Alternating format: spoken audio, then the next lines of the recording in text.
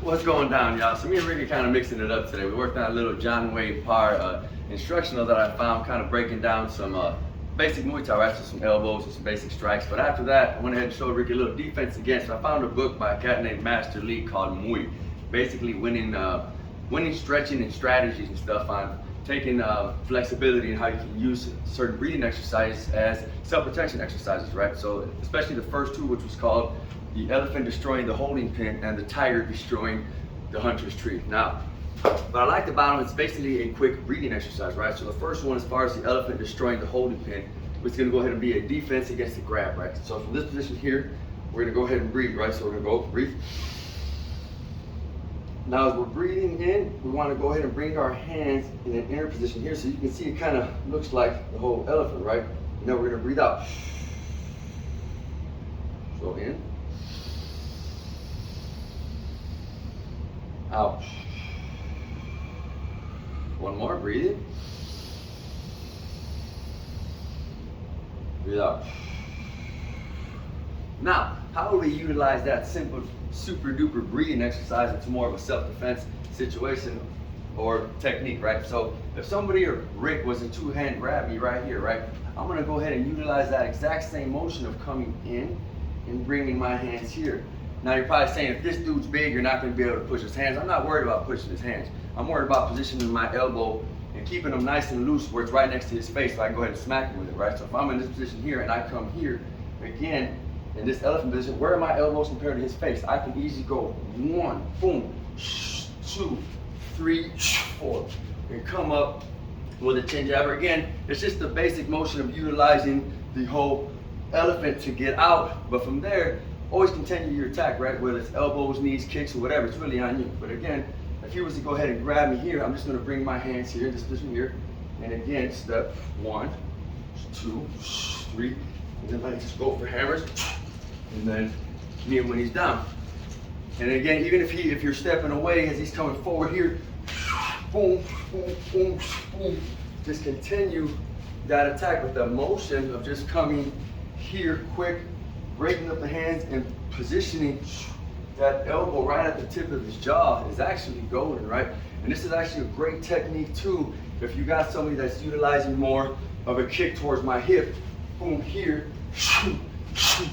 and then as you can see, so you can kind of take this on multiple levels, right? So that's the first one, the whole elephant destroying the holding pin. Now, the tiger destroying the hunter's tree is more of a breathing one where you're coming up, right? So from here, you're going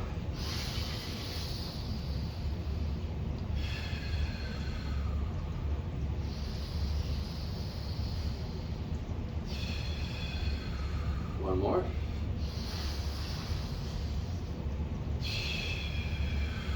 Now, what I liked about this one, you can utilize this like in 4 different techniques or different scenarios, if you will. And also, if you go back to like Jeff Thompson's whole self-defense, the prayer hands is a great technique for elbows, for that 1-2 down the middle. So that's basically what this whole, the tiger defending the hunter's tree is basically that prayer hands, right? So if we were here and again, we're gonna go with the first one of the defense against the grab. We're gonna take it slow. Again, this is Rick's first time basically working it together.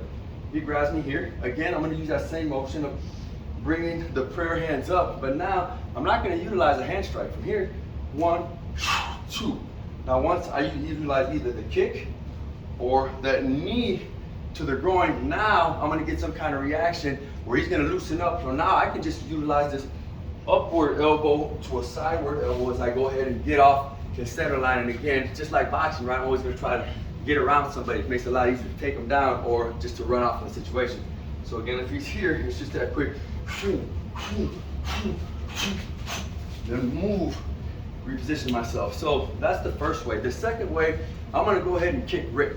So again, just by utilizing these prayer hands in a more higher motion, so like a leverage guard, he's gonna go ahead and block my kick. So if I come here and I throw a kick at Rick, again, if I throw that high kick, he's just gonna go ahead and utilize that. Again, he can just wrap his arm around it from there and then go ahead and do something, right? So let's just say I was to throw a hook at Rick. So again, this position here, he can go ahead and utilize that and boom, step right in with the chin jab or an elbow. That was beautiful.